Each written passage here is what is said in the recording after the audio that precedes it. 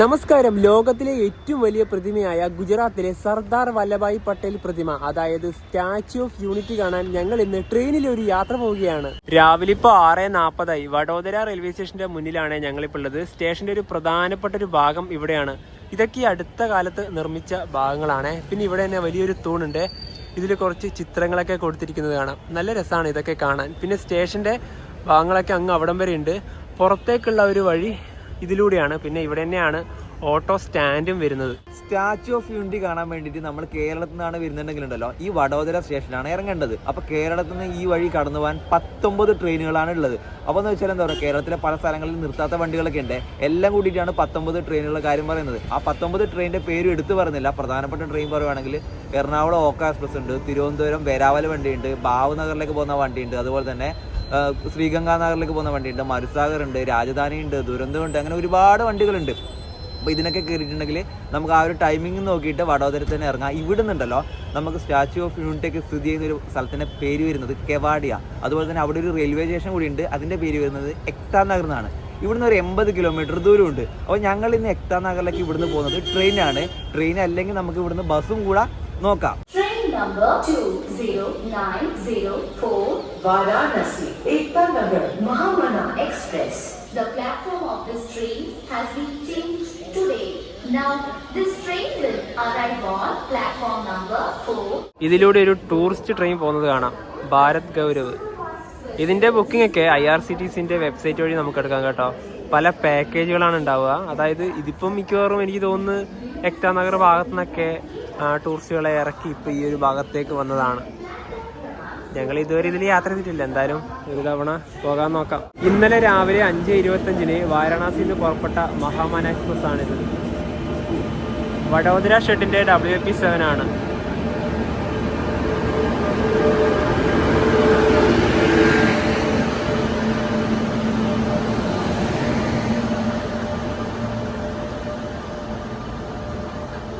Unreserved, sleeper class, third AC, second AC, first AC ക്ലാസ്സുകളൊക്കെ ഈ train ഉണ്ട്. ഞങ്ങളെടുത്തത് sleeper class ആണ്, S5. അതിവിടെയല്ല, അങ്ങ് ആ ഭാഗത്തേക്കാണ്. ഈ കാണുന്ന S5 കോച്ചിലാണ് നമുക്ക് യാത്ര ചെയ്യാനുള്ളത്. ഇതിപ്പോൾ കുറച്ച് ലോങ് ഒന്ന് ഓടി വരുന്ന വണ്ടിയാണല്ലോ. വലിയ വൃത്തിന്ന് എന്തായാലും പ്രതീക്ഷിക്കേണ്ടതാ. ഇങ്ങനെയൊക്കെയാണ് ട്രെയിനിൻ്റെ അകത്തെ ഇപ്പോൾ കാഴ്ച. ഞങ്ങളിതാ ഈ ഒരു സൈഡ് ലോവറും സൈഡ് അപ്പറും ഉള്ള ഭാഗത്താണ് ഇരിക്കുന്നത്. ഞങ്ങളുടെ ബെർത്ത് വരുന്നത് കുറച്ച് നടുഭാഗത്തേക്കാണ്. 41, 48 ആണ്. വഡോദരയിൽ നിന്നും എക്താ നഗറിലേക്ക് ഈ ട്രെയിനിന്റെ സ്ലീപ്പർ ക്ലാസ്സിൽ ഒരാൾക്ക് വന്ന ടിക്കറ്റ് ചാർജ് 200 രൂപയാണ്. സ്റ്റാച്യു ഓഫ് യൂണിറ്റി ഒക്കെ കാണാൻ നമുക്ക് ഓൺലൈൻ വഴി ടിക്കറ്റ് ഒക്കെ എടുക്കാം. ഞങ്ങൾക്ക് ശരിക്കും പറഞ്ഞാൽ ഒരു അബദ്ധം പറ്റിയതാണ്. ഞങ്ങൾ ടിക്കറ്റ് ബുക്ക് ചെയ്യാൻ നോക്കിയത് ഇന്നലെയാണ്. സോൾഡ് ഔട്ട് ആയി എല്ലാം. ഇനിയിപ്പോൾ അവിടെ എത്തിയിട്ട് ഓഫ്ലൈൻ വഴി ടിക്കറ്റ് കിട്ടുമെന്നൊക്കെ നമുക്ക് നോക്കാം. വഡോദരയിൽ നിന്നും 7:47 ട്രെയിൻ എടുത്തത്. ഇനി അടുത്ത സ്റ്റോപ്പ് തന്നെയാണ് എക്താ നഗർ. രാവിലെയുള്ള വഡോദര നഗരത്തിന്റെ കാഴ്ച. നമ്മുടെ രാജ്യത്ത് ബുള്ളറ്റ് ട്രെയിൻ വരുന്നുണ്ടല്ലോ, അതിന്റെ പില്ലറുകളാണ് ഈ കാണുന്നത്. ഇവിടെയൊക്കെ ഓൾറെഡി ആ ഒരു പണികളൊക്കെ നല്ല രീതിയിൽ നടക്കുന്നത് തന്നെ കാണാം. അതായത് വഡോദര റെയിൽവേ സ്റ്റേഷന്റെ അവിടെ തന്നെ ബുള്ളറ്റ് ട്രെയിനിന്റെ സ്റ്റേഷനും ഉണ്ട്. അഹമ്മദാബാദിൽ നിന്നാണ് ശരിക്കും പറഞ്ഞാൽ ഇത് സ്റ്റാർട്ട് ചെയ്യുന്നത്. സബർമതിയിൽ നിന്ന് മുംബൈ വരെ. കുറച്ച് വർഷങ്ങൾ കഴിഞ്ഞാൽ നമ്മുടെ നാട് വഴി ബുള്ളറ്റ് ട്രെയിൻ കുതിച്ചു പായും. ഈ ഭാഗത്ത് പാലത്തിൻ്റെ എല്ലാം നല്ല രീതിയിൽ തന്നെ വർക്കുകളൊക്കെ കഴിഞ്ഞു എന്ന് തന്നെ പറയാം.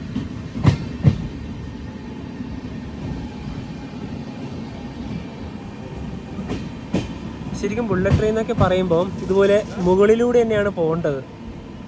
അതാകുമ്പോൾ പിന്നെ ആർക്കും ഒരു ബുദ്ധിമുട്ടോ ഇല്ലല്ലോ. നമ്മളിന്ന് കാണാൻ വേണ്ടി പോകുന്ന ഒരു പ്രതിമയിലെ ഇതിന് 5 മേഖലകളായിട്ടാണ് തരംതിരിച്ചിരിക്കുന്നത്. അതിൽ 3 എണ്ണത്തിൽ മാത്രമേ പൊതുജനങ്ങൾക്ക് പ്രവേശനമുള്ളൂ എന്ന് പറയാം. അതുമാത്രമല്ല, ഈ ഒരു 3 മേഖലയും വ്യത്യസ്തമായ ടിക്കറ്റ് നിരക്കിലാണ് നമുക്ക് കയറാൻ വേണ്ടി പറ്റുക. ടിക്കറ്റും മറ്റ് ആക്ടിവിറ്റീസ് ഒക്കെ ബുക്ക് ചെയ്യാനുള്ളത് ഈ ഒരു വെബ്സൈറ്റ് വഴിയാണ്. ഒരുപാട് കാറ്റഗറീസ് ഉണ്ട് എന്ന് പറഞ്ഞില്ലേ. അതിൽ ഏറ്റവും ഉയർന്ന ഒരു ടിക്കറ്റ് ഇതാണ്. 1030 രൂപയാണ് ഒരാൾക്ക് വരുന്നത്. അതിൽ ഇൻക്ലൂഡ് ആയതൊക്കെ ഇവിടെ തന്നെ കാണാം. അതിനുശേഷം താഴോട്ട് വരുവാണെങ്കിൽ 380 രൂപയുടെ ടിക്കറ്റാണ്. പിന്നെ വരുന്നത് 150 രൂപയുടെ ടിക്കറ്റാണ്. പിന്നെ ഇവിടെ ഇത് മാത്രമല്ല കേട്ടോ, നമുക്ക് റിസോർട്ടൊക്കെ ഉണ്ട്. അവിടെ താമസിക്കേണ്ട റേറ്റൊക്കെ ഇവിടെ കൊടുത്തിട്ടുണ്ട്. അതുപോലെ തന്നെ ഒരുപാട് വലിയ വലിയ ഹോട്ടൽസും പിന്നെ എന്താ പറയുക, താഴോട്ട് വരുവാണെങ്കിൽ ക്രൂയിസ് ഒക്കെ ഉണ്ട്, അതുപോലെ ജംഗിൾ സഫാരി. അങ്ങനെ ഇവിടെ ശരിക്കും പറഞ്ഞാൽ ഇല്ലാത്തതായിട്ട് ഒന്നും തന്നെ ഇല്ല. അപ്പോൾ ഈ ഒരു വെബ്സൈറ്റ് കയറുവാണെങ്കിൽ നിങ്ങൾക്ക് ഇതിന്റെ കൂടുതൽ ഡീറ്റെയിൽസ് ഒക്കെ അറിയാൻ പറ്റും. ഇതാ ഈ റിക്ഷയൊക്കെ എടുത്തിട്ട് വൺ ഡേ നമുക്ക് ഫുള്ള് പോകാൻ പറ്റും. വഡോദരയിൽ നിന്നും യാത്ര ചെയ്ത് ട്രെയിൻ ഇതാ എക്താനഗർ റെയിൽവേ സ്റ്റേഷനിലേക്ക് എത്തുകയാണ്. 9:02 ഈ റെയിൽവേ സ്റ്റേഷൻ 2018 ഡിസംബർ 15 മുൻ രാഷ്ട്രപതിയായ രാംനാഥ് കോവിന്ദാണ് തറക്കല്ലിട്ടത്. ഈ റെയിൽവേ സ്റ്റേഷന്റെ ഉദ്ഘാടനം കഴിഞ്ഞത് 2021 ജനുവരി 17 ഈ സ്റ്റേഷന് മറ്റൊരു വലിയൊരു പ്രത്യേകത കൂടിയുണ്ട്. ഗ്രീൻ ബിൽഡിംഗ് സർട്ടിഫിക്കറ്റ് ഉള്ള ഇന്ത്യയിലെ ആദ്യത്തെ റെയിൽവേ സ്റ്റേഷൻ ഇതാണ്. എക്താനഗറിലാകെ 3 പ്ലാറ്റ്ഫോമുകളാണുള്ളത്. ഇനിയിപ്പോൾ നേരെ പുറത്തേക്ക് പോവാം. സ്റ്റേഷൻ ഒരു പ്രധാനപ്പെട്ട ഭാഗം ഇവിടെയാണ്. ഞങ്ങൾ 2ാം തവണയാണ് എക്താനഗറിലേക്ക് വരുന്നത്. ഞാനൊരു അടിപൊളി റെയിൽവേ സ്റ്റേഷൻ ആണെന്ന് പറഞ്ഞില്ലേ, അതുകൂടാതെ തന്നെ വൃത്തിയാണ് ഇവിടെ. ഇതാണ് എക്താനഗർ റെയിൽവേ സ്റ്റേഷന്റെ പുറത്തെ ഒരു ഭാഗം. ഇവിടെ തന്നെ പ്രതിമയുടെ ഒരു ചെറിയൊരു ഭാഗമൊക്കെ ഉള്ളത് കാണാം. ഈ റെയിൽവേ സ്റ്റേഷൻ തന്നെ ഫ്രീ ബസ് സർവീസ് ഉണ്ട്. ഇപ്പോൾ ഒരു ബസ് പോയി, നമുക്കതാ ഇതിൽ പോവാം. Statue of unity. ഇതിപ്പോൾ ഇങ്ങോട്ട് വരും. ഇവിടെ തന്നെ ഓട്ടോ സംവിധാനമുണ്ട്. 6 കിലോമീറ്ററാണ് പോകാനുള്ളത്. കഴിഞ്ഞ തവണ, അതായത് കുറച്ച് വർഷങ്ങൾക്ക് മുന്നേ നമ്മൾ വന്ന സമയത്ത് ഇവിടുന്ന് ഓട്ടോ ആക്കിയിട്ടാണ് പോയത്. ഓട്ടോ ആക്കിയിട്ടാണ് പോയത്. തവണ എന്തായാലും ഇതിൽ പോവാം, മുന്നിൽ കയറാം. ഈ സ്ഥലത്തിന്റെ പേര് കെവാഡി എന്നാണ്. സ്റ്റേഷന്റെ പേരാണ് എക്താനഗർ എന്ന്. നർമ്മദ ജില്ലയിലാണ് ഈ സ്ഥലമൊക്കെ. 9:12 ഇപ്പോൾ. സ്റ്റേഷന്റെ പുറത്തുകൂടെ തന്നെയാണ് നല്ല കിട്ടില്ല റോഡുകളൊക്കെ. ശരിക്കും ഈ ഭാഗത്തുണ്ടല്ലോ, ഈ സ്റ്റാച്യു വന്നതിന് ശേഷമാണ് വളരെ വലിയ തോതിലുള്ള മാറ്റങ്ങൾ വന്നത്. ലോക ശ്രദ്ധ നേടിയ ഒരു പ്രധാനപ്പെട്ട സ്ഥലം കൂടിയാണല്ലോ ഇത്. പോകുന്ന വഴിക്ക് തന്നെയാണ് മിയാവാക്കി ഫോറസ്റ്റ് ഉള്ളത്. അപ്പൊ അതിന്റെ ഒരു എൻട്രൻസ് ഇവിടെയാണ്. നമ്മുടെ മുന്നിലായി തന്നെ പ്രതിമ കാണാം. ഇപ്പൊ 9:38 ഇപ്പൊ. ഇവിടെയുള്ള ബസ് സ്റ്റാൻഡിലേക്ക് എത്തുകയാണ്.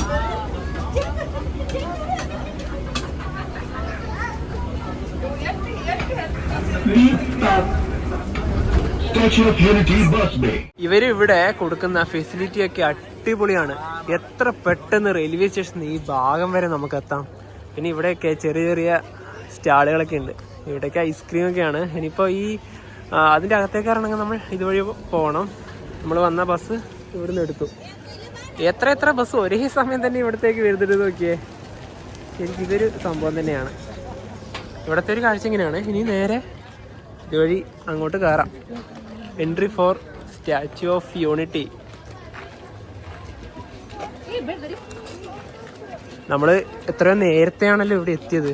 ഇനിയിപ്പം സമയം കഴിയുന്തോറും ഇവിടുത്തെ തിരക്ക് കൂടിക്കൂടി വരും. Book your tickets. ഞാൻ നേരത്തെ ഒരു ഇത് കാണിച്ചില്ലേ, അതുവഴിയൊക്കെയാണ് ബുക്ക് ചെയ്ത് വരേണ്ടത്. നർമ്മദാ നദിയും കണ്ടുകൊണ്ട് ഒരുപാട് നേരമായി ഞങ്ങളിപ്പോൾ ഇവിടെ നിൽക്കാൻ തുടങ്ങിയിട്ട്. ഇവിടെയൊക്കെ ഒരുപാട് സ്റ്റാളുകളൊക്കെ ഉണ്ട്. ഇനി എൻട്രൻസ് ഒക്കെ അങ്ങ് അതിലൂടെയൊക്കെയാണ്.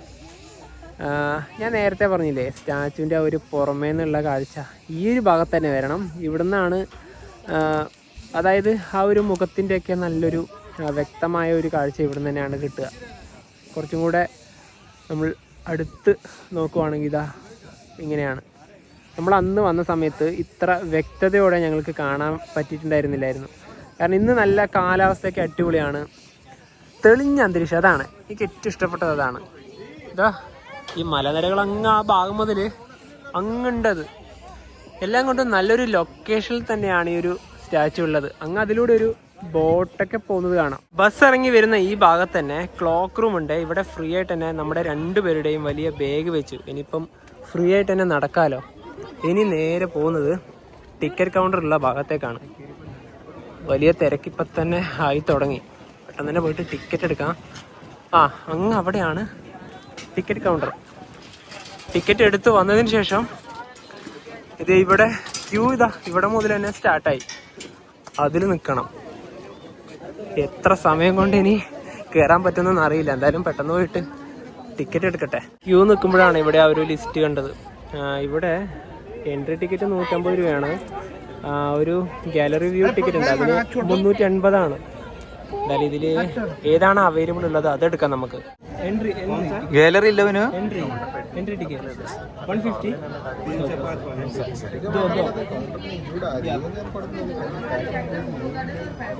അപ്പൊ ഗാലറി ടിക്കറ്റ് ഇല്ല അല്ലേ? ഗാലറി ടിക്കറ്റ് ഇല്ല. ഞങ്ങൾ 1030 രൂപയുടെ ടിക്കറ്റാണ് ഓൺലൈൻ വഴി എടുക്കാൻ നോക്കിയിരുന്നത്, അത് കിട്ടിയില്ല. അതിനുശേഷം കൗണ്ടറിൽ വന്നതിന് ശേഷം 380 രൂപയുടെ ടിക്കറ്റ് മെയിനായിട്ട് ചോദിച്ചു, അതും ഇല്ല. ശരിക്കും പറഞ്ഞാൽ ആ 2 ടിക്കറ്റ് എടുത്തിട്ടുണ്ടെങ്കിൽ മാത്രമാണ് നമുക്ക് നല്ലൊരു വ്യൂ ഒക്കെ കിട്ടുക. ഇനിയിപ്പോൾ ഫൈനലി ഇവിടെ ഇപ്പോൾ അവൈലബിൾ ആയിട്ടുള്ളത് 150 രൂപയുടെ എൻട്രി ടിക്കറ്റാണ്. അങ്ങനെ അത് എടുത്തു. എക്സ്പ്രസ് എൻട്രി ഇല്ലേ, ഇതാണ് ഞങ്ങൾ എടുക്കാൻ തീരുമാനിച്ചിരുന്നത്. നേരത്തെ പറഞ്ഞല്ലോ, അതിലും നല്ല തിരക്കാണ്. നമ്മളിപ്പോൾ എടുത്ത ഒരു വ്യൂയിങ് ഗാലറി, അതായത് 150 350 അതിനൊക്കെ ഈ ഒരു ക്യൂ തന്നെയാണ്. ഇനിയിപ്പോൾ ഇത് എത്ര മണിക്കൂർ കൊണ്ട് അവിടെ എത്തുമെന്ന് നമുക്ക് നോക്കാം. ശരിക്കും ഇപ്പോൾ ഒരു 10 മണി പോലും ആയിട്ടില്ല, ആ സമയത്ത് തിരക്കാണിത്. നടക്കാൻ ബുദ്ധിമുട്ടുള്ളവർക്ക് ഇവിടെ വീൽ ചെയർ സംവിധാനമൊക്കെ ഉണ്ട്. ഈ ക്യൂ ഇപ്പോൾ ഇവിടുന്ന് അനങ്ങുന്ന പോലും ഇല്ല. അല്ല, പറഞ്ഞിട്ട് കാര്യമില്ല, അതിൻ്റെ മുൻഭാഗത്തേക്കൊന്ന് നോക്കിയേ, അവിടെ ജനസാഗരമാണ്. ഇന്ന് ശരിക്കും പറഞ്ഞാൽ നോർമൽ ടിക്കറ്റ് എടുക്കുന്നതും എക്സ്പ്രസ് ടിക്കറ്റ് എടുക്കുന്നതൊക്കെ ഒരേപോലെ തന്നെയാണ്. പിന്നെ ഇവിടുത്തെ എൻട്രി ഒക്കെ വരുന്നത് രാവിലെ 8 മണി മുതൽ വൈകുന്നേരം 6 മണി വരെയാണ്. ഇനിയിപ്പോൾ നേരെ പോകുന്നത് സെക്യൂരിറ്റി സോണിലേക്കാണ്. സെക്യൂരിറ്റി ചെക്ക് കഴിഞ്ഞതാ ഈ ഭാഗത്തേക്കാണ് എത്തുന്നത്. ഇനിയിപ്പോൾ അവിടെയാണ് സ്റ്റാച്യു. ഇവിടെയൊക്കെ ഫോട്ടോ ഒക്കെ എടുക്കാൻ പറ്റിയ നല്ല കിട്ടില്ല സ്ഥലങ്ങളാണ്. പക്ഷെ എന്താ അല്ലേ, ഇതുപോലുള്ള വണ്ടികളൊക്കെ ഉണ്ട് കേട്ടാ. ഈ നടക്കാനൊക്കെ ബുദ്ധിമുട്ടൊക്കെ ഉള്ളവർക്ക് ഇതുപോലെയുള്ള വണ്ടികളും കിട്ടും. ഇവിടെ ഏത് ഗുജറാത്തിയാണ്. ഗുജറാത്തി ഞങ്ങൾക്ക് വായിക്കാൻ അറിയില്ല. ശരിക്കും എത്ര നല്ല രീതിയിലാണ് ഇവരിതൊക്കെ പരിപാലിക്കുന്നത്, അതാണ് ആദ്യം എടുത്തു പറയാനുള്ളത്. ഏക് ഭാരത് ശ്രേഷ്ഠ് ഭാരത് എന്നൊക്കെ എഴുതിയത് നമുക്കിവിടെ കാണാം. ഇവിടെ ഇതാ നമ്മുടെ ഇന്ത്യയിലത്തെ ഒരുപാട് ഭാഷകളും അതോടൊപ്പം തന്നെ പുറത്തുള്ള ഭാഷകളും കാണാം. ഇതേ നമ്മുടെ മലയാളം 3ാമതായി. ശരിക്കും പറഞ്ഞാൽ മറ്റൊരു സംസ്ഥാനത്ത് വന്നിട്ട് നമ്മുടെ ഭാഷ കാണാൻ ഒരു വല്ലാത്തൊരു ഫീൽ തന്നെയാണ്.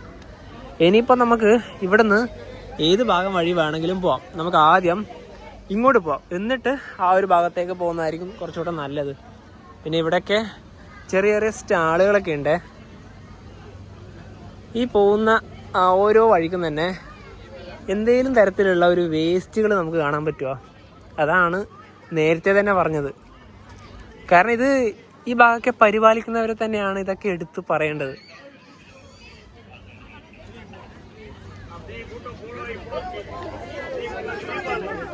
നർമ്മദാ നദിയുടെ ഒരു വ്യൂ ആണ് നമുക്ക് ഇവിടുന്ന് കിട്ടുക. നമ്മൾ നേരത്തെ അങ്ങ് അവിടെ നിന്നായിരുന്നു ഇതിൻ്റെ വ്യൂ ഒക്കെ കാണിച്ചിരുന്നത്. ഇത് അവിടെ ഒരു ബോട്ടൊക്കെ കാണാം, അത് ഒരുപാട് താഴെയാണ്. ഇവിടെ നിന്ന് നോക്കുമ്പോൾ കാണുന്ന ഒരു കാഴ്ച ഇങ്ങനെയാണ്.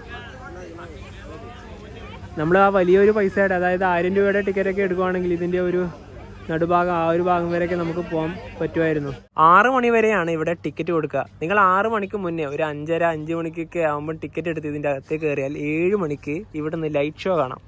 അതിനിരിക്കാൻ പറ്റിയ കുറച്ചധികം ബെഞ്ചുകൾ നമുക്ക് ഇവിടെ നിന്ന് കാണാം. ഇവിടെ വന്നിട്ട് പ്രതിമ മാത്രമല്ലല്ലോ കണ്ടിട്ട് പോകാനുള്ളത്, അതൊക്കെ നേരത്തെ തന്നെ പറഞ്ഞല്ലോ, ഒരുപാട് ആക്ടിവിറ്റികളുണ്ട്.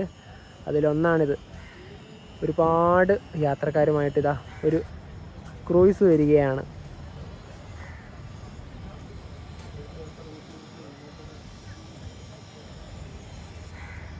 ഇതിനൊക്കെ ഓൺലൈൻ വഴി ടിക്കറ്റ് എടുത്ത് വരുന്നതായിരിക്കും കുറച്ചുകൂടെ നല്ലത്. ഇത് വരുന്നത് ഈ ഭാഗത്തേക്കാണ്. ഇവിടെയാണ് അതിൻ്റെ പോയിന്റ് ഉള്ളത്. ജംഗിൾ സഫാരിക്കൊക്കെ ചെറിയ റേറ്റ് മാത്രമേ ഉള്ളൂ. പ്രതിമയുടെ നിർമ്മാണ പ്രവർത്തനങ്ങൾക്ക് വേണ്ടിയുള്ള ഒരു പദ്ധതി ആരംഭിച്ചത് നരേന്ദ്രമോദി മുഖ്യമന്ത്രി ആയിരിക്കുന്ന സമയത്ത് 2013 സമയത്താണ്. അതുപോലെ തന്നെ അതേ സമയത്ത് തന്നെ ഈ ഒരു പ്രതിമയ്ക്ക് വേണ്ടിയിട്ട് ഗുജറാത്ത് പോലുള്ള സംസ്ഥാനങ്ങളിൽ പല സംഘടനകളൊക്കെ രൂപീകരിക്കുകയുണ്ടായി. അങ്ങനെ നിർമ്മാണ പ്രവർത്തനങ്ങളൊക്കെ ആരംഭിച്ച് 2018 ഒക്ടോബർ 30-നാണ് ഈ ഒരു പ്രതിമയുടെ മുഴുവൻ നിർമ്മാണവും പൂർത്തീകരിച്ചു എന്ന് വേണമെങ്കിൽ പറയാം. അതായത് പട്ടേൽ നടന്ന് നീങ്ങുന്ന രീതിയിൽ തന്നെയാണ് ഈ ഒരു പ്രതിമ എന്ന് പറയുക നമുക്ക് കാണാൻ വേണ്ടി കഴിയുന്നത്. അതുപോലെ തന്നെ 22,500 ടൺ വെങ്കലപ്പാളികളാണ് ഇതിൻ്റെ നിർമ്മാണത്തിന് ഉപയോഗിച്ചത്. കൂടാതെ തന്നെ 5,700 മെട്രിക് ടൺ സ്റ്റീലും 18,500 മെട്രിക് ടൺ സ്റ്റീൽ ബാറുകളും ഇതിനു വേണ്ടി ഉപയോഗിച്ചിട്ടുണ്ട്. സ്റ്റാച്യു ഓഫ് യൂണിറ്റിയെ കുറിച്ചും അതുപോലെ തന്നെ സർദാർ വല്ലഭായ് പട്ടേലിനെ കുറിച്ചും കുറച്ച് കാര്യങ്ങൾ പറയാം. ഇന്ത്യയുടെ ഉരുക്ക് മനുഷ്യൻ എന്നാണ് സർദാർ വല്ലഭായ് പട്ടേൽ അറിയപ്പെടുന്നത്. അദ്ദേഹം ഇന്ത്യയുടെ ആദ്യത്തെ ഉപപ്രധാനമന്ത്രിയായിരുന്നു. കൂടാതെ 1947 ഇന്ത്യ പാകിസ്ഥാൻ യുദ്ധം നടക്കുന്ന സമയത്ത് നമ്മുടെ രാജ്യത്തിന്റെ ആഭ്യന്തരമന്ത്രി കൂടിയായിരുന്നു. കൂടാതെ തന്നെ ഇന്ത്യൻ സ്വാതന്ത്ര്യ പ്രസ്ഥാനത്തിലൊക്കെ സജീവമായ പങ്കാളിയായ ഒരാൾ കൂടിയായിരുന്നു പട്ടേൽ. കൂടാതെ തന്നെ ഇനി നമുക്ക് ഈ ഒരു പ്രതിമയുടെ ആ ഒരു നിർമ്മാണം, അതായത് ഇതിൻ്റെ ഫണ്ടിങ് ഒക്കെ ഉണ്ടല്ലോ, അതിനെക്കുറിച്ച് കുറച്ച് കാര്യങ്ങൾ പറയാം. ടോട്ടൽ നമ്മൾ 3000 കോടി രൂപക്ക് പണിതു എന്നാണല്ലോ പറഞ്ഞത്. അതായത് 2989 കോടി രൂപയാണ് ഇതിൻ്റെ ഒരു നിർമ്മാണത്തിന് വേണ്ട ഒരു ചിലവായ തുക എന്ന് പറയാം. ഇനി ഫണ്ടിങ്ങിൻ്റെ രീതിയിലേക്ക് പോയി കഴിഞ്ഞാൽ പൊതു സ്വകാര്യ പങ്കാളിത്തത്തോടെയാണ് ഈ ഒരു പ്രതിമ നിർമ്മിച്ചത്. ഭൂരിഭാഗം എന്താ പറയുക ഗുജറാത്ത് സർക്കാരിൽ നിന്നാണ് എന്ന് വേണമെങ്കിൽ പറയാം. 2012 മുതൽ 2015 വരെയുള്ള ബജറ്റിൽ ഗുജറാത്ത് സർക്കാരാണ് ഈ ഒരു പദ്ധതിക്കായിട്ട് 500 കോടി രൂപ അനുവദിച്ചത്. കൂടാതെ തന്നെ ഗുജറാത്ത് സർക്കാരിന് പുറമെ കേന്ദ്ര ബജറ്റിൽ നിന്നും ഈ ഒരു പ്രതിമയുടെ നിർമ്മാണത്തിന് വേണ്ടിയിട്ട് 200 കോടി രൂപ അനുവദിക്കുകയുണ്ടായി. അപ്പം ഞാൻ നേരത്തെ പറഞ്ഞ പോലെ തന്നെ സ്വകാര്യ അതുപോലെ തന്നെ പൊതുമേഖല എന്ന് പറഞ്ഞില്ലേ, പൊതുമേഖലേൻ്റെ രീതിയിലും പല സ്ഥാപനങ്ങളിൽ നിന്നും ഫണ്ടുകൾ എന്താ പറയുക ഈ ഒരു പ്രതിമയ്ക്ക് വേണ്ടിയിട്ടുള്ള വഹിക്കുകയുണ്ടായി. പിന്നെ അതുപോലെ തന്നെ ഉണ്ടല്ലോ, നേരത്തെ ഒരു കാര്യം എടുത്തു പറയണ്ടായി. അപ്പം പല മൂവ്മെൻറ്റുകൾ ഉണ്ടായിരുന്നു. ആ മൂവ്മെൻറ്റിൻ്റെ കാര്യം പറയുവാണെങ്കിൽ 2013 സ്റ്റാച്യു ഓഫ് യൂണിറ്റി മൂവ്മെൻറ്റ് ആരംഭിക്കേണ്ടായി. അതായത് കർഷകരിൽ നിന്ന് അവർ ഉപയോഗിച്ച കാർഷിക ഉപകരണങ്ങളൊക്കെ സംഭാവന ചെയ്യാൻ വേണ്ടിയിട്ട് ആവശ്യപ്പെട്ടുകൊണ്ട് അങ്ങനെയുള്ള സംഭവം. അതുപോലെ തന്നെ 2013 വഡോദരയിലും സൂറത്തിലും ഇതുപോലെ തന്നെ റൺ ഫോർ യൂണിറ്റി എന്ന് പറഞ്ഞ ഒരു മാരത്തണൊക്കെ ഉണ്ടായിരുന്നു. അത് ഈ പറഞ്ഞ നിർമ്മാണത്തിന് വേണ്ടിയിട്ടുള്ള ഓരോരോ പരിപാടികളായിരുന്നു. ഇനിയിപ്പോൾ നമുക്ക് ഈ ഒരു പ്രതിമയുടെ നിർമ്മാണം ചെയ്ത ഒരു കമ്പനിയുടെ പേര് പറയാം. 2013 ലാർസൻ ആൻഡ് ട്യൂബ്രോ എന്ന് പറഞ്ഞ ഒരു കമ്പനിയാണ് ഇതിൻ്റെ ഒരു നിർമ്മാണ പ്രവർത്തനങ്ങളൊക്കെ ആരംഭിച്ചത്. കൂടാതെ തന്നെ റാംവി സുധാർ എന്ന ഇന്ത്യൻ ശില്പിയാണ് ഇത് രൂപകൽപ്പന ചെയ്തത്. കൂടാതെ തന്നെ 2018 ഒക്ടോബർ 31 അന്നേ ദിവസമാണ് സർദാർ പട്ടേലിൻ്റെ ഈ പറഞ്ഞ ജന്മദിനം വരുന്നത്. 143ാം ജന്മദിനത്തിലാണ് അന്നത്തെ ഇന്ത്യൻ പ്രധാനമന്ത്രിയായ നരേന്ദ്രമോദി ഇത് ഉദ്ഘാടനം ചെയ്തത്. സ്റ്റാച്യു ഓഫ് യൂണിറ്റിയെ പറ്റി പറയുകയാണെങ്കിൽ തുടക്ക സമയത്ത് ഒരുപാട് തരത്തിലുള്ള വിമർശനങ്ങളാണ് ഉണ്ടായത്. അതിൽ ഏറ്റവും കൂടുതലും നമ്മുടെ കേരളത്തിൽ നിന്ന് തന്നെയാണ് ഉണ്ടായത്. മെയിനായിട്ടും ആൾക്കാർ പറയുന്നത് എന്തിനാണ് ഇത്രയും വലിയ പ്രതിമ നിർമ്മിക്കുന്നത്, പ്രതിമ നിർമ്മിച്ചിട്ട് എന്തിനാണ് രാജ്യത്തിന്റെ പട്ടിണി മാറുക, പ്രതിമ നിർമ്മിച്ചാൽ അതിൽ കാക്ക കാഷ്ടിക്കാനാണോ, ആ തരത്തിലുള്ള വളരെ മോശം രീതിയിലുള്ള കാര്യങ്ങളൊക്കെയാണ് ആ സമയത്ത് പറഞ്ഞത്. ശരിക്കും പറഞ്ഞാൽ ഈ പറയുന്നവരാരും തന്നെ ഇതിന്റെ നല്ല വശങ്ങളൊന്നും തന്നെ പറയുന്നില്ല. ഈ പ്രതിമ വന്നതിന് ശേഷം ഈ നാടിന് വന്ന മാറ്റം, ഈ പ്രതിമ കൊണ്ട് എത്ര പേരുടെ ജീവിതം മാറി മറിഞ്ഞു. ശരിക്കും ഇന്നും ഒരുപാട് പേര് ജീവിച്ചു പോകുന്നത് ഈ ഒരു കാര്യങ്ങളൊക്കെ കൊണ്ടാണ്. ഞങ്ങൾ ഇത്രയും നേരം ഈ ഭാഗത്തായിരുന്നു ഉണ്ടായിരുന്നത്. ഇനി കുറച്ചും കൂടെ മുൻഭാഗത്തേക്ക് പോവാം. കുറച്ചും കൂടെ മുന്നിലോട്ട് പോയാൽ എങ്ങനെയാണ് വ്യൂ കിട്ടുന്നൊക്കെ നോക്കാം. ഫയർഫോഴ്സ് ഒക്കെ ഉണ്ട് ഇവിടെ. ഇവിടെ ഇപ്പൊ ശക്തമായ വെയിലാണ്. രാവിലെ ആണെങ്കിൽ നല്ല തണുപ്പും.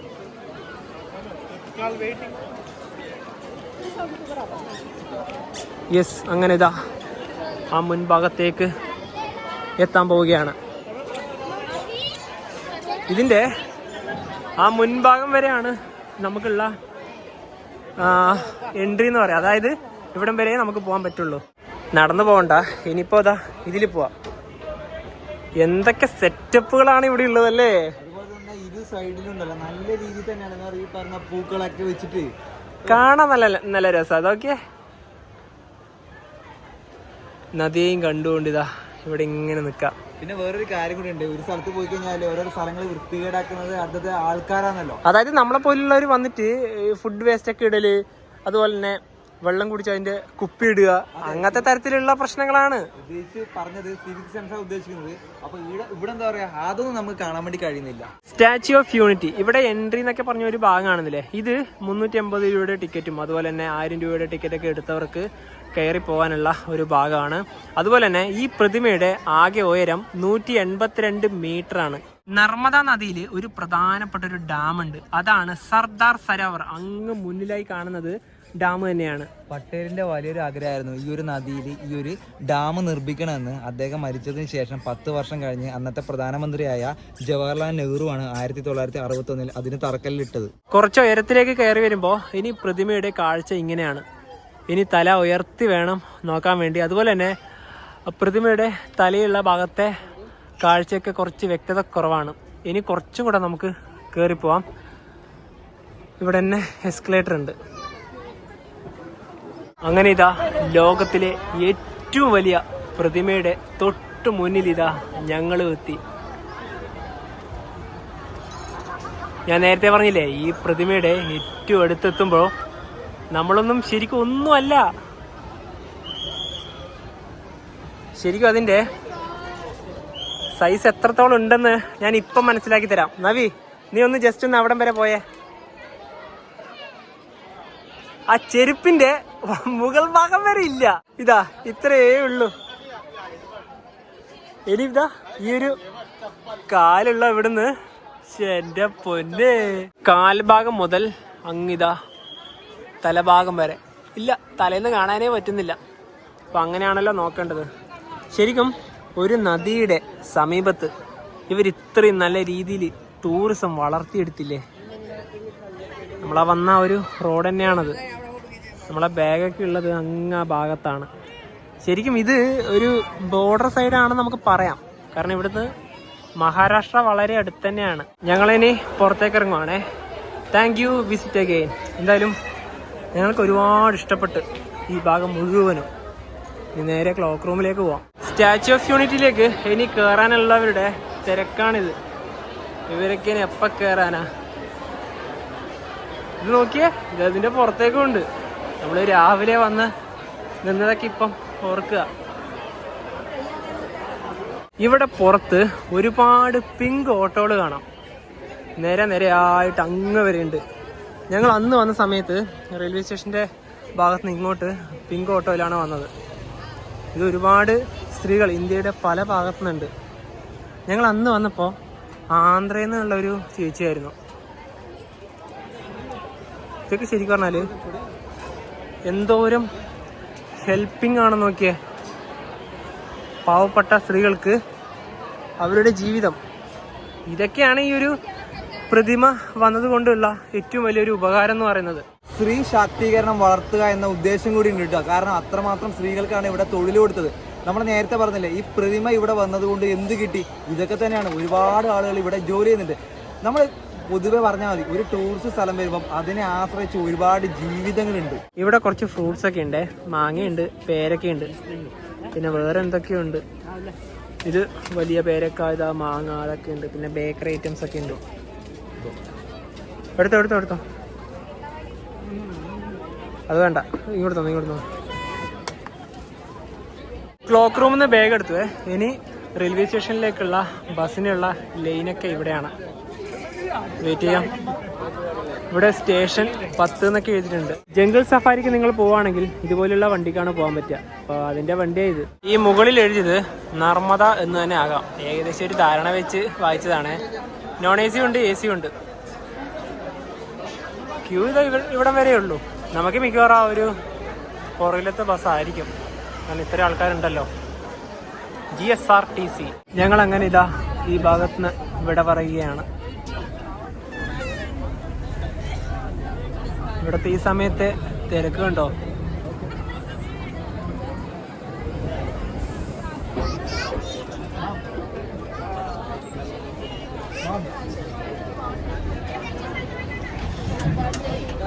ശരിക്കും ഇവിടുന്ന് ഈ റെയിൽവേ സ്റ്റേഷൻ ഭാഗത്തേക്കെല്ലാം ഫ്രീ ബസ് സർവീസ് ഉള്ളത് വളരെ വലിയൊരു കാര്യം തന്നെയാണ്.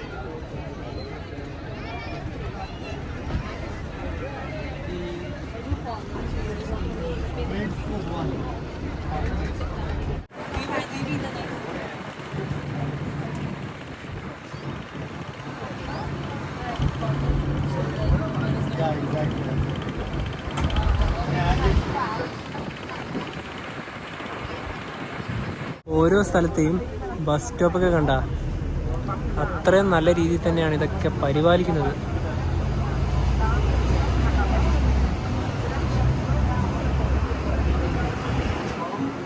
എന്താ അല്ലേ?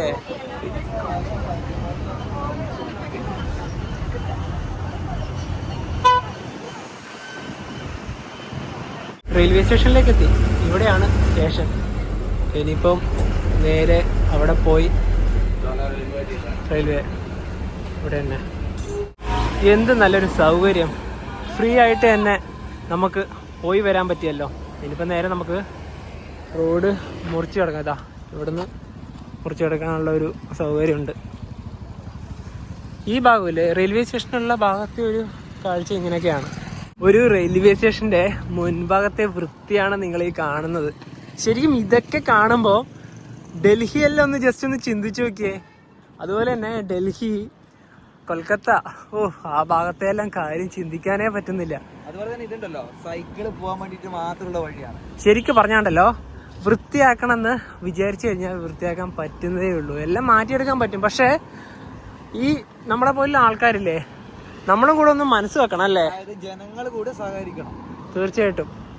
എന്ത് ചെയ്തു തന്നാലും അത് നല്ല രീതിയിൽ പരിപാലിക്കാനാണ് ആദ്യം പഠിക്കേണ്ടത്. ശരിക്കും ഉണ്ടല്ലോ, ഈ റെയിൽവേ സ്റ്റേഷന്റെ ഭാഗം വൃത്തിയടക്കാം. ഒന്നാമത് കുക്കിയും പാനും കഴിച്ച് നോർത്തിലൊക്കെ പോയി കഴിഞ്ഞാല് കണ്ട സ്ഥലത്ത് തുപ്പും. കണ്ട സ്ഥലത്ത് തുപ്പുക. ബിസ്ക്കറ്റല്ല, ഇനി ബിരിയാണി എന്തും കഴിച്ചാൽ കയ്യിലുണ്ടാവില്ല, അതിന്റെ ബാക്കി സംഭവം അത് അവിടെ ഇടുക, ഫുഡിന്റെ വേസ്റ്റ് ഇടുക. തീർച്ചയായിട്ടും. നിങ്ങൾ ഇതൊക്കെ നോക്കിയേ, ഇതിന് എത്ര മാർക്ക് കൊടുക്കാൻ പറ്റും 100-ല്?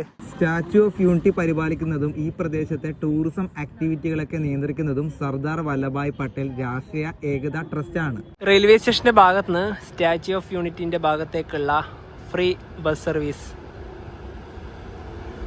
ഏക്താ നഗർ, ഹിന്ദിയില് ഏകതാ നഗർ എന്നും കൂടെ പറയും കേട്ടോ. ഇനിയിപ്പോ ഞങ്ങൾക്ക് തിരിച്ചു പോകാനുള്ള ട്രെയിനിന്റെ സമയം ഏകദേശം ആകാനായി. ഞങ്ങൾ ഇനിയിപ്പോ ഇവിടുന്ന് നേരെ തിരിച്ചു പോകുന്നത് വഡോദര ഭാഗത്തേക്കാണ്. ആദ്യം നേരിട്ട് ട്രെയിൻ ഇല്ല, പ്രതാപ് നഗറിലേക്ക് ഒരു മെമു ഉണ്ട്. അപ്പോൾ അതിന് കയറിയിട്ട് അവിടെ ഇറങ്ങിയിട്ട് പിന്നെ അവിടുന്ന് വഡോദര റെയിൽവേ സ്റ്റേഷനിലേക്ക് പോകും. എന്നിട്ട് അവിടുന്ന് മറ്റൊരു ട്രെയിൻ കയറിയിട്ട് നേരെ അഹമ്മദാബാദിലേക്ക്. ഇവിടെ റെയിൽവേ സ്റ്റേഷനിൽ റെയിൽവേന്റെ റിട്ടയറിംഗ് റൂമൊക്കെ ഉണ്ട്. ഇനിയിപ്പോൾ നേരെ പോയിട്ട് ടിക്കറ്റ് എടുക്കാം. ഇതാണ് നമുക്ക് പോകാനുള്ള ട്രെയിൻ. അപ്പോൾ 3-ാം നമ്പർ പ്ലാറ്റ്ഫോമിൽ നിന്നാണ് വണ്ടിയിൽ നിന്ന് പുറപ്പെടുക. ഇതിലിപ്പോ ഇവിടെ എവിടെയെങ്കിലും കയറാം അല്ലേ? വേണ്ട, ആ മുന്നിൽ കയറാം.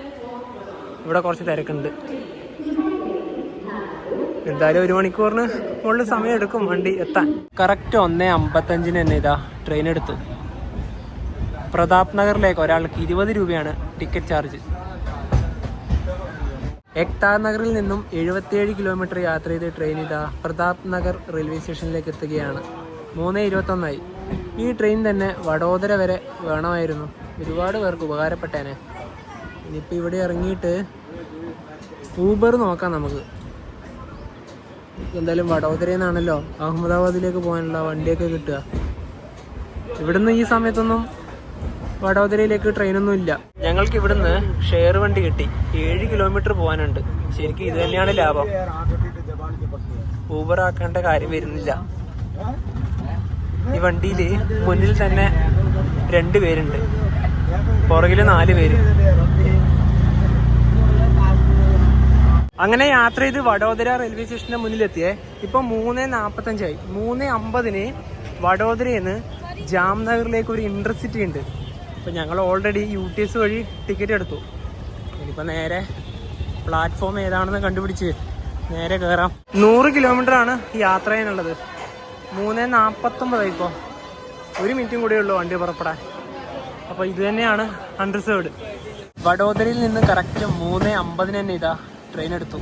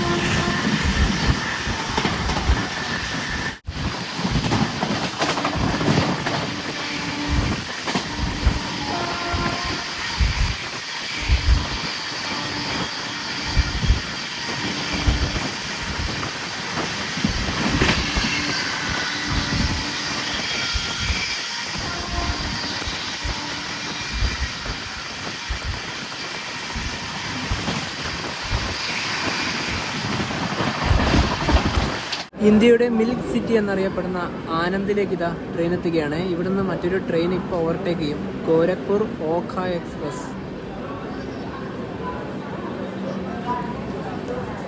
ഏകദേശം ഒരേ റൂട്ടിലേക്കൂടെ പോകേണ്ട വണ്ടി തന്നെയാണ് ഇത് രണ്ടും. 5:20 ട്രെയിൻ ഇപ്പം ഇതാ അഹമ്മദാബാദ് ജംഗ്ഷനിലേക്ക് എത്തുകയാണ്. സ്റ്റേഷൻ്റെ നവീകരണം ഇപ്പം നടക്കുകയാണ്. ഇത് എവിടെയൊക്കെ ആ ഒരു പ്രവൃത്തികളൊക്കെ കാണാം.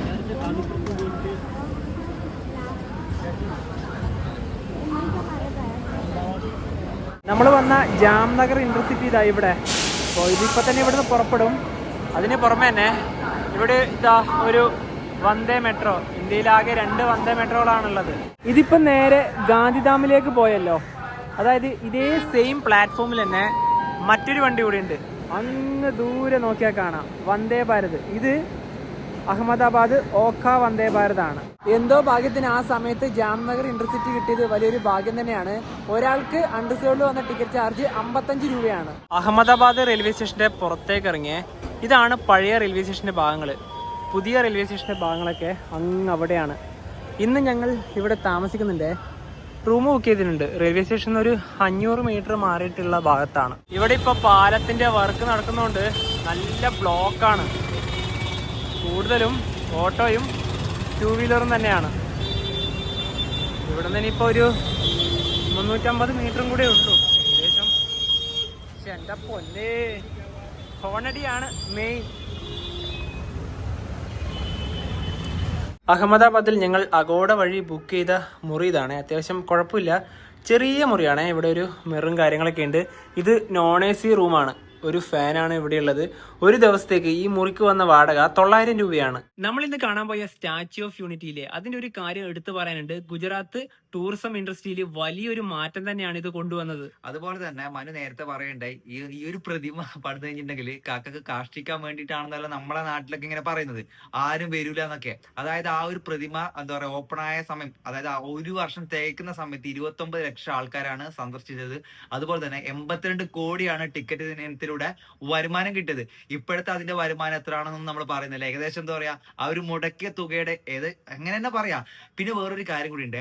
നമ്മുടെയൊക്കെ എന്താ പറയാ വിദേശ രാജ്യങ്ങളിലൊക്കെയാണ് ഇതേപോലുള്ള എന്തെങ്കിലും എന്താ പറയുക അത്ഭുതങ്ങളൊക്കെ വന്നു കഴിഞ്ഞിട്ടുണ്ടെങ്കിൽ നമുക്ക് മലയാളികൾക്കായാലും ആർക്കായാലും ഭയങ്കര കൗതുകമായിരിക്കും. അങ്ങോട്ട് പോകണം, അങ്ങനെ ചെയ്യണം, അപ്പൊ നമ്മുടെ രാജ്യത്തിൽ ഒന്നുമില്ല എന്നൊക്കെ പറഞ്ഞ് നമ്മൾ കുറ്റം പറയും. പക്ഷെ നമ്മുടെ നാട്ടിലെ ഒരു സംഭവം വന്നാലും എന്ത് പറഞ്ഞാലും അതിന് ശരിക്കും വേറൊരു കാര്യം കൂടി ഉണ്ട്. ഇതൊക്കെ നമ്മുടെ കണ്ണുകൊണ്ട് ഇവിടെ വന്ന് കണ്ടു കഴിഞ്ഞിട്ടുണ്ടോ നമുക്ക് ആ ഒരു എന്താ പറയാ തെറ്റിദ്ധാരണകൾക്ക് മാറും. അതായത് മറ്റുള്ളവര് പറഞ്ഞത് കേൾക്കാതെ നിങ്ങൾ നേരിട്ട് വന്ന് ഇത് മനസ്സിലാക്കിയാൽ ഇതിന്റെ ഒരു എന്താ പറയാ, അല്ലാതെ പറയാൻ വാക്കുകൾ കിട്ടുന്നില്ല. വേറെ ഇമ്പോർട്ടന്റ് വേറൊരു കാര്യം കൂടി ഉണ്ട്. അതായത് നമ്മൾ ഒരു പ്രതിമ ആയാലും എന്ത് കഴിഞ്ഞാലും ഒരു ടൂറിസ്റ്റ് സ്ഥലമാണല്ലോ ഇത്. ഇവിടെ ജസ്റ്റ് എന്താ പറയാ ഒരു ടിക്കറ്റും കൊടുത്ത് നമ്മൾ കണ്ടു പോവുക മാത്രമല്ല, അതുകൊണ്ട് ഒരു എന്താ പറയാ 2-3 അല്ലെങ്കിൽ ഈ ഒരു ഗ്രാമത്തിന് തന്നെ എന്താ പറയാ അത്രമാത്രം ഉപകാരം ഉണ്ടാവുമ്പോൾ അതൊക്കെ സമ്മതിച്ചു കൊടുക്കേണ്ട കാര്യം തന്നെയാണ്. പിന്നെ എന്താ പറയാ അത്രമാത്രം ഇമ്പോർട്ടന്റ് ഉണ്ട് ആ ഒരു പ്രതിമക്ക്. അപ്പൊ എന്താ പറയാ, ഈ ഒരു വീഡിയോയിലേക്ക് ഇഷ്ടപ്പെടുന്നതായിരിക്കുന്നു. അപ്പം അടുത്തത് നല്ലൊരു കിടിലൻ സ്ഥലത്തേക്കാണ് പോകുന്നത്. നാളെ രാവിലെ തന്നെ എഴുന്നേറ്റ് പോകാനുണ്ട്. അപ്പം ഈ ഒരു വീഡിയോയിലേക്ക് ഇഷ്ടപ്പെടുന്നതായിരിക്കും. അപ്പൊ നമുക്ക് മറ്റു വീഡിയോ ബൈ.